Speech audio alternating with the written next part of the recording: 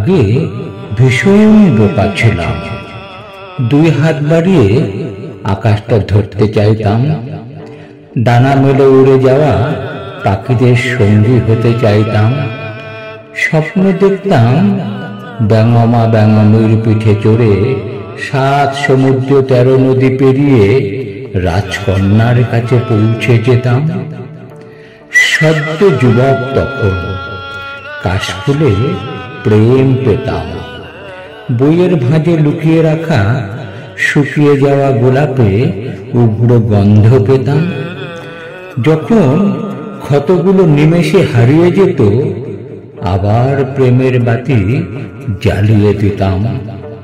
এখন একটু একটু করে বুঝতে শিখেছি, কোনটা সাদা কোনটা কালো, কোনটা আঁধার আর কোনটা আলো।